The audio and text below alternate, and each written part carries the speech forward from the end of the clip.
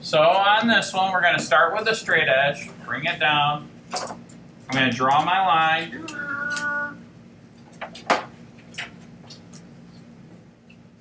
I'm going to put two little points here. Label this A and B. I suppose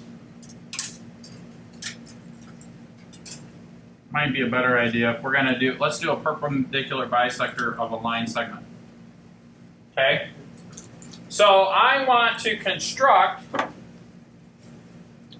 line segment CD such that CD is perpendicular to line segment AB. That symbol right here, an upside down T, that means perpendicular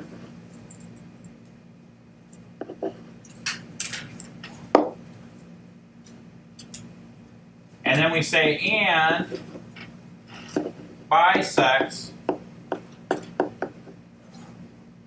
AB. Now can somebody tell me what, when we bisect AB, what that means? Yeah. Yeah, in the middle. It cuts it into two equal congruent line segments. So it's got to go right through the middle of this. So let's do that. Get out our protractor again. And this one is kind of easy, although you guys might not think so. What I want to do is I want to put my protractor, the pointy side, and I want to extend the protractor a little bit beyond the halfway point. You have to go beyond the halfway point for this to work. Okay?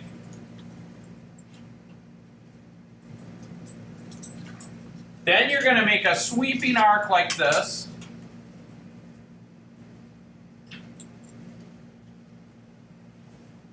Okay? And then you have to move your protractor over to the other point. But you cannot change the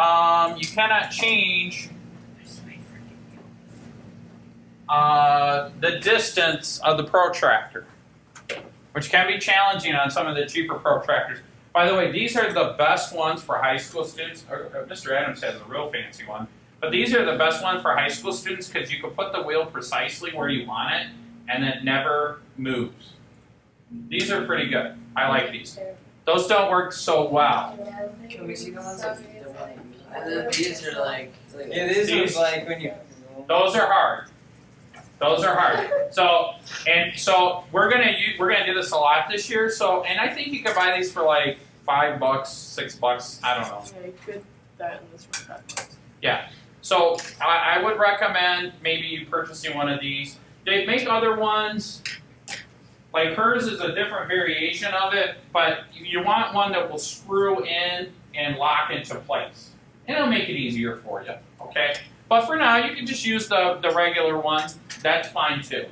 The key to these is that you barely gotta touch the paper, and it takes practice, but you can swing it around.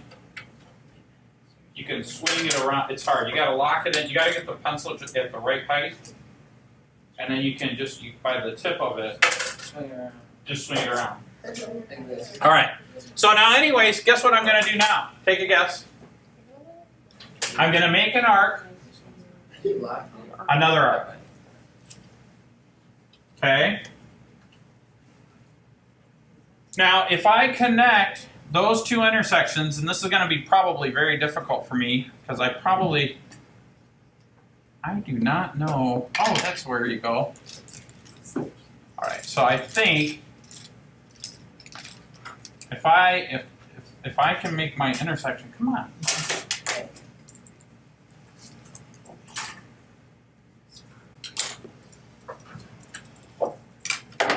Okay.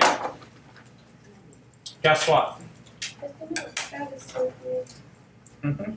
Now, I didn't say that CD had to be congruent to AB. I just said that it had to be perpendicular, 90 degrees, and that it had to bisect AB. And so I'm gonna arbitrarily put this as C and this length down here as D. So now we're gonna measure.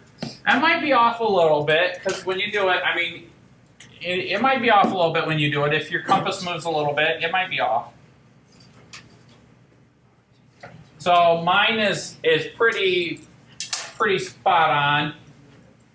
It might be 89.9. I think. All right. Now here's the real test. Let's measure it.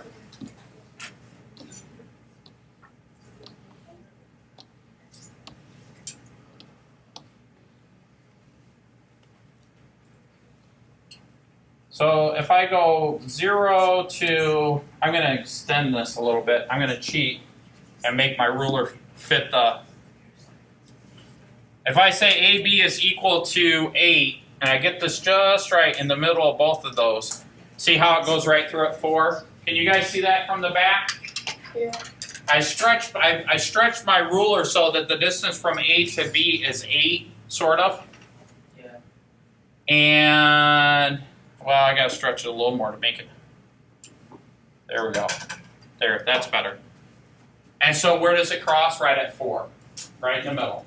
Does that make sense?